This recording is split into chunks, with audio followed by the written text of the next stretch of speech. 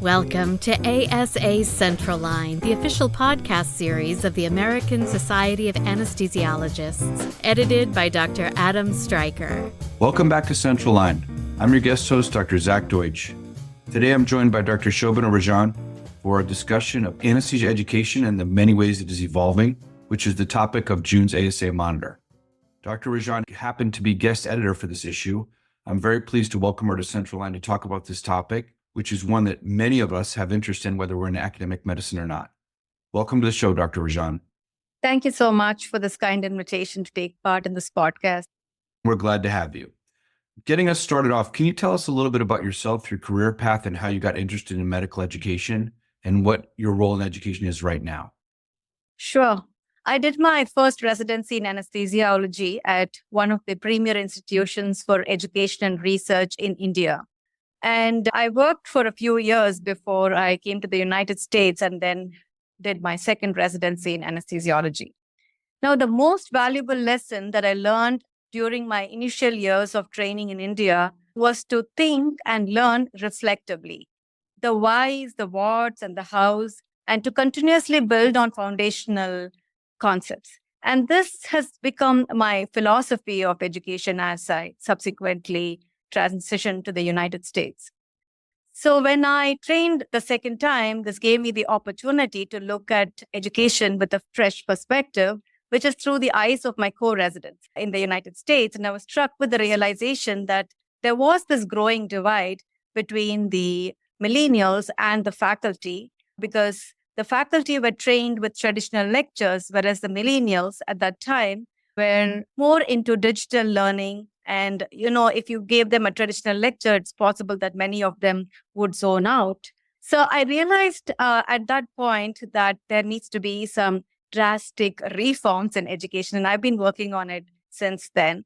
And I feel that we need to have what is called as active learning, where the trainees are actively engaged and empowered after the learning. So this has been my philosophy and vision for education. After this, I've held multiple leadership positions in education on the national and international scene. I'm currently program director for the Neuroanesthesiology Fellowship at the Cleveland Clinic, where I work as staff anesthesiologist. And my vision for this position is opening minds and eyes to the fascinating field of neuroanesthesiology for the trainees. I'm also the current chair for the International Council for Perioperative Neuroscience Training, which deals with global standardization of neuroanesthesiology fellowships and accreditation of training. At the ASA, I'm on the editorial board of the ASA Monitor, and I'm also chair of the Abstract Review Committee of Clinical Neurosciences. I've had the honor to obtain the Distinguished Educator Award at the ASA and the SNAC Lifetime Educator Award. And I am really extremely happy, and I feel it's an honor to be in this career where I'm completely dedicated to teaching and mentoring. Thank you for that excellent summation. Let's move on to talk about the role of education as it affects the future of our specialty. So we all know that there's a shortage of anesthesiologists, and many believe that this will get worse. So one of the solutions, of course, is to try to recruit more and more medical students into our field. But we also know that our field is not necessarily high profile within the role of basic medical student education, and they're not aware often of the role that we play, whether we're working in the OR or out of the OR, all the things that anesthesiologists do. Can you talk about this challenge of visibility and recruitability and what's being done to ensure that medical students are exposed to our specialty? And are you aware in your travels as an educator and on the national and international scene of any institutions that have solved this problem, and in what ways have they done so? Sure. I think attracting interested medical students into our specialty is the need of the hour and possibly the way forward for the growth of our specialty. I think medical students choose their specialty based on a number of factors: their interest in a particular area, their exposure to a particular specialty, their personal fit, and an important factor is when they have some role models or mentors who can influence them, as well as peers who are in a particular specialty and doing well and are successful in that specialty. So when some of the criteria are not met, medical students end up choosing a career that they're not particularly happy with and then have to change to a different specialty of choice. If you look at some surveys from the AAMC in 2020, it suggests that medical students have not been choosing anesthesiology as their first choice, but later they get into anesthesiology as an alternate option. It's possible that these medical students had some pre-made bias about the specialty, or there could have been a lack of exposure to anesthesiology early enough during medical school, or even lack of appropriate mentorship. So because of this, there have been a number of initiatives by different universities to try and improve interest in anesthesiology. Some universities have created programs where they get medical students to do some simulation sessions, procedural skill sessions, and this possibly could improve familiarity with anesthesiology. Other institutions have had career discussions with medical students and mentorship models. Recently, there was a program that Brown University introduced, and this is called Anesthesia, much more than putting you to sleep. And they've been able to attract some of the brightest medical students into our specialty. At Stanford, they have a near-peer mentoring process where residents in anesthesiology mentor medical students as well as high school students. And apparently, this has resulted in a threefold increase in interest in anesthesiology. Hence, one has to have a multi-pronged approach, which includes curriculum reform, innovative educational efforts, advocacy, and mentorship programs in order to attract the future generation and get them interested and engaged in our specialty early enough in their medical school. I think that's where we need to go. So we have leaders on the East Coast, Providence, Rhode Island, leaders on the West Coast, Palo Alto, California, according to your travels. Yes, that's absolutely correct. Yes. So what we can say is our private groups that may not necessarily be training these people can thank practices like these for reeling in the best and brightest into our specialty and providing people that can work with them in their practices. So it really benefits everyone in the end is the hope. Absolutely. And I think we do need to continue recruiting these medical students so that our specialty is going to grow from here. Yeah, that makes logical sense. One of the things you touched on, which is also a hot topic in medicine, on this podcast, in our specialty, and in professional life as a whole, is mentorship. There's also the concept of sponsorship. Can you talk about the specific difference between these two things, mentorship and sponsorship, and share your thoughts kind of on how both these concepts are evolving in the sense of young professionals being exposed to any field, be it medical or otherwise? Definitely. I think mentorship, sponsorship, and coaching are some buzzwords in academia. And it appears as if they blend into each other. But yes, there are some subtle differences between them. Mentorship is quite a time-tested intervention. A mentor is a person who acts as a guide and advisor to another person, especially someone who is less experienced and younger. So this can be a senior faculty mentoring a junior faculty, or a junior faculty mentoring a trainee, or a senior resident mentoring a junior resident. And there are a number of advantages of having an effective mentor because this leads to a positive impact on the trainee as well as mentor satisfaction. And many studies have been done and research has shown that mentorship is associated with enhanced faculty retention rates, heightened productivity in the department, greater diversity, and reduced recruitment costs. So it's definitely a promising strategy for optimizing your return on investment in your organization. In spite of many of the proven benefits of having effective mentorship in one's department, I think it's still elusive to many of the growing junior faculty. And therefore, every department needs to possibly formalize mentorship in order for it to be effective. And an important point to ponder is how much does the institution value mentoring, and how much would you need to spend to hire the correct people to mentor the faculty. Initially, our department could potentially have a scheme of 1:1 mentorship, and then 1:many mentorship. And then as they grow and develop in the mentorship program, it can become a 1:1. And generally, they say you need a 20-hour approach to have a proper relationship between a mentor and a mentee. as this mentorship program grows, then one can start identifying if some of these mentors can actually become sponsors. Now, there is a subtle difference between mentorship and sponsorship because sponsors use their connections to leverage their position to expand the mentee's visibility and help open doors for them for high impact opportunities. A sponsor is someone who could amplify the mentee's achievements, talk highly of the mentee in, say, a specific specialty or organization that they are involved in. They might be able to strategize and connect them to different other experts in the country and boost the person that they sponsor. So while mentorship helps the trainee or the mentee to achieve their goals, the sponsorship goes one step further and actually opens up doors. There's one more buzzword, which is called coaching, where the coach increases the self-awareness of an individual through active listening and curiosity. Now, coaches do not have to be anesthesiology fellowship, and they guide the coachee towards improving specific skills or goals for a predetermined time. So as you can see, there are some differences between mentoring, coaching, and sponsorship. But I think that ultimately the goal is for the faculty to be satisfied and happy and have a good relationship with the learner. So in your professional life right now, obviously you're exposed to learners at a variety of levels. Do you find yourself serving most often as a mentor, coach, or sponsor?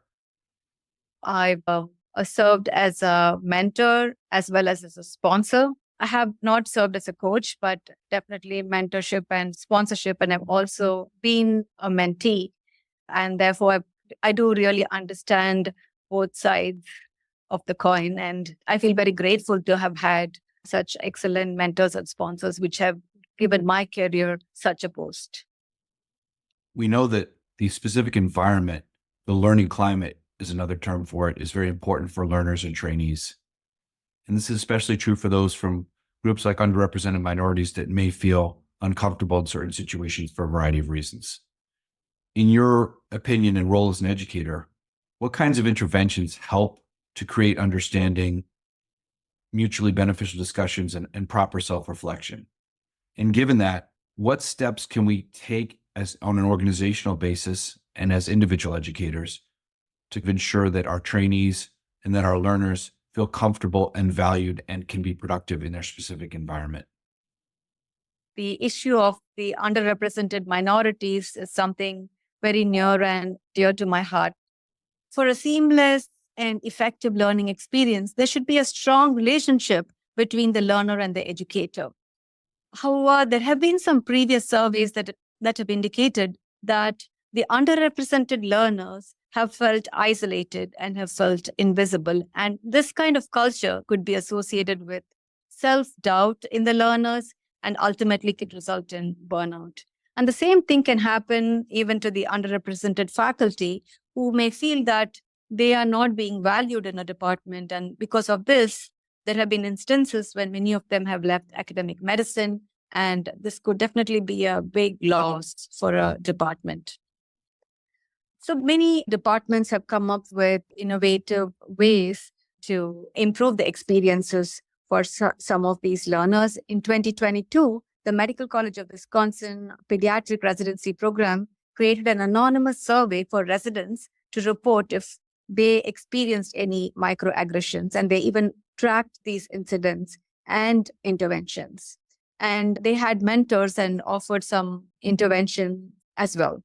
They offered support for the victims and also offered more education regarding this. And this improved the rate at which the underrepresented minorities spoke up and they felt heard and they appreciated this. So some of the strategies could be that every department could have some policies and enforce it and promote DEI within the department. And I think this could help change culture and make those who are underrepresented feel more comfortable and protected. Some departments actually have committees for DEI, and they have their own small group discussions in addition to grand rounds, and this can help to increase awareness in the department. These committees explore topics like advocacy, the role of social determinants in disease, cultural wealth, and professional identity development. A third strategy could be to engage alumni from these underrepresented groups to participate in mentoring the current trainees. And I think all these strategies could overall help with improving relationship between the learner and the educator. Thank you. It's very clear that in order for our specialty to be successful, our education process has to be optimal and everyone has to feel comfortable and valued within whatever structure they're in. So I think it's a very pertinent topic and your answer was excellent. I want to talk a little bit about technology, things like the internet, student engagement, dealing with a generation which is very virtual in their own ways. But first we need to take a patient safety break. Please stick with us and we'll see you right afterwards. Hi, this is Dr. Scott Watkins with the ASA Patient Safety Editorial Board. Medication and medical supply shortages threaten the safety and quality of patient care. Clinicians and clinical practices should be proactive and develop a plan for dealing with shortages before they occur. Establishing a direct line of communication with supply chain personnel, considering an emergency stockpile, and staying informed of impending shortages using FDA resources are all good places to start. During times of medication or supply shortages, clinics need processes and protocols for managing scarce resources and reducing waste, and tracking and reporting any complications that result from substitute medications or supplies. It is important that clinicians receive education whenever substitute or unfamiliar medications or supplies are introduced into clinical practice to reduce the possibility of errors. Clinicians can ensure that they continue to provide the right care to the right patient at the right time, regardless of the limitations imposed by the supply chain, by taking a proactive approach to medication and supply shortages. For more patient safety content, visit asahq.org/patient safety. We're back. Technology has really changed how many learn. We're well aware of this, whether we work in medicine or not. We see technology everywhere. And certainly as we age, we see or feel the gap between us and those beneath us in terms of how they use technology for everything. And our own facility with it is really quite pointed. So we have online learning, educational apps, podcasts, all sorts of things, including virtual reality. We can't go into depth on all these topics, but let's talk about online learning and specifically the idea of the validity of these endeavors. We have lots of truth, half-truth, and untruth on the internet. Is there a danger in the sense of medical education of having unincorporated, unverified content creep into the curriculum? Looking at this as a possible danger, how would we guard against it? Sure, I do agree with you that over the past decade, there's been a big divide between the educators and the learners. Traditionally, the educators were accustomed to reading textbooks and attending lectures, but today's learners have embraced the digital platforms and they prefer online resources, apps, and podcasts for their educational needs. So a critical challenge, as you mentioned, is ensuring the credibility and evidence-based nature of these online resources. And as you mentioned, podcasts have also become extremely popular these days because it allows a listener to multitask. They can listen during a road trip or while they're waiting at an airport. And the only problem is since podcasts and many other online resources operate under the free open access medical education, there does exist this inherent risk of inaccurate content or misinterpretation of what was said. So to bridge this gap, one solution could be for rotation directors to develop online curricula with links to high quality, verifiable reading materials. In particular, one could choose resources which are endorsed by professional societies because these are more likely to be peer-reviewed and reliable. Another significant issue with online resources is that while they can contribute toward engaging in interactive learning, the student's interpretation may not be accurate. And therefore, while these digital tools are valuable, they should definitely be used with careful supervision. They could serve as preparatory reading, for example, in a flipped classroom model, and then the core concepts could be later discussed and reflected upon in face-to-face lectures. And that, I think, might ensure that there's a comprehensive and effective learning experience.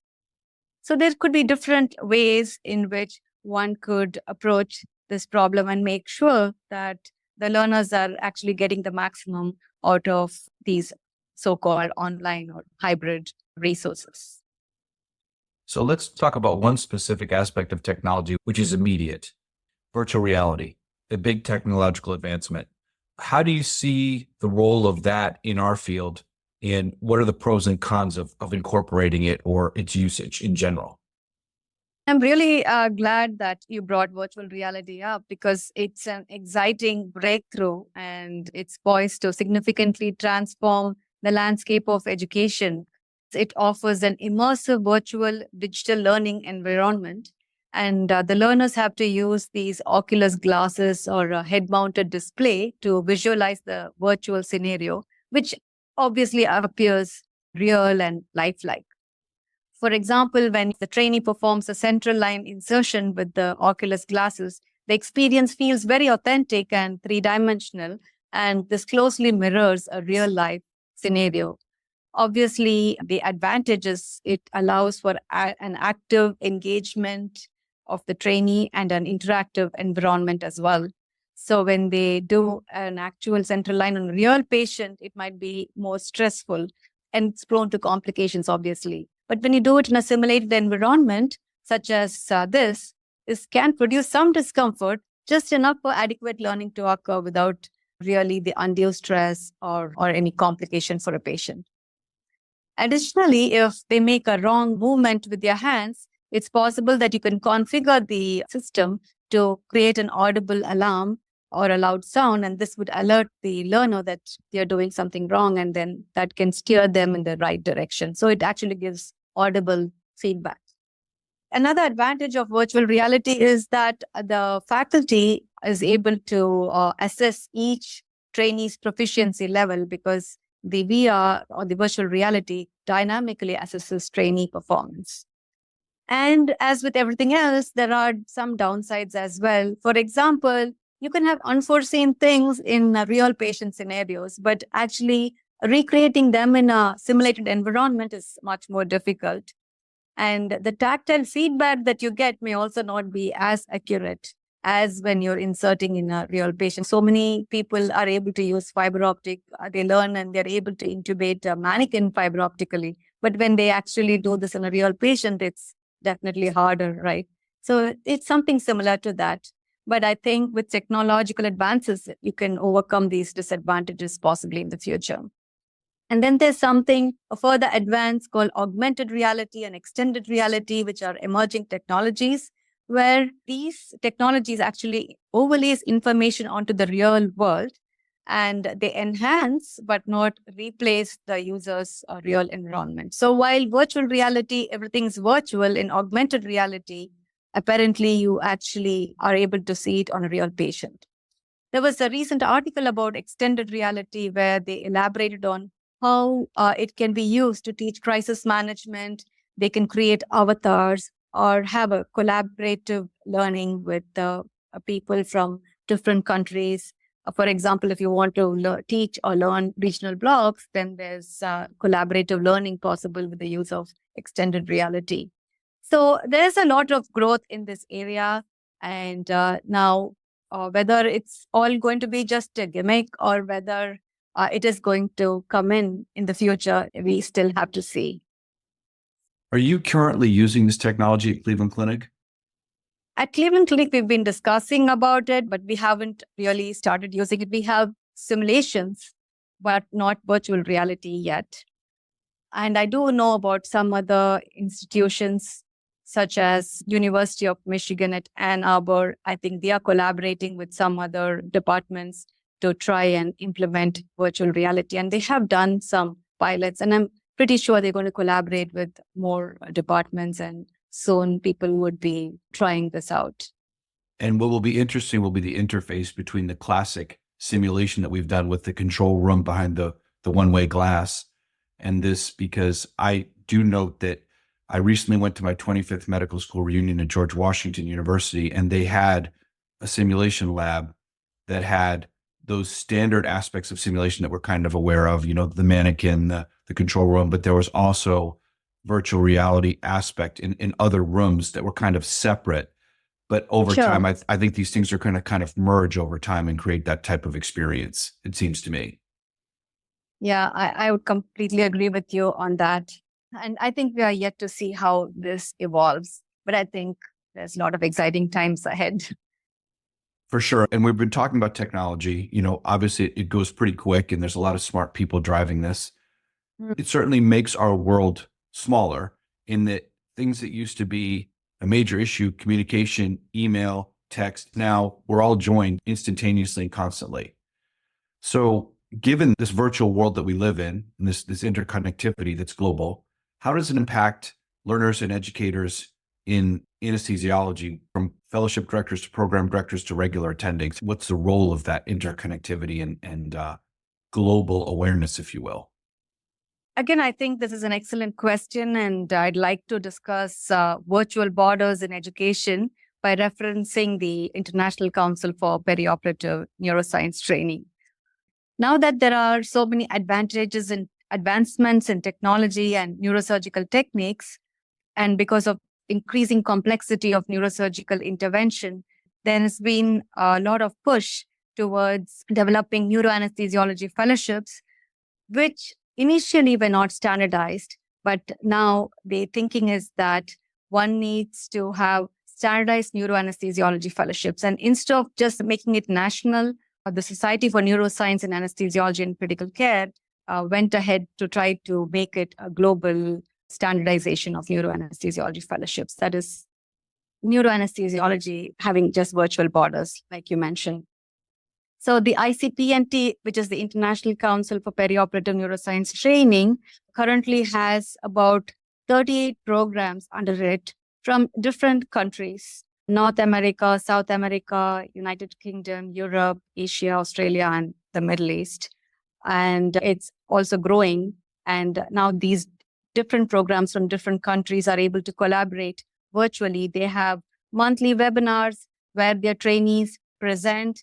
And so it is extremely beneficial because the way each department or each setup handles a case is completely different from the other. And so there's a lot of learning and training involved. And I think that the organization is not just a simple accreditation body, but it also focuses on collaborative education and research. And it has this infrastructure and a platform which is capable of doing this. I think in the future, they're going to have telementoring programs where they can have experts to provide guidance and remote support. And although these initiatives are not yet extensively employed, I think they are expected to be particularly valuable for enhancing skills for healthcare providers in resource-limited settings. And I think patient outcomes are going to dramatically improve because of international collaboration. So I know that all specialties have not gone global and many of them are national.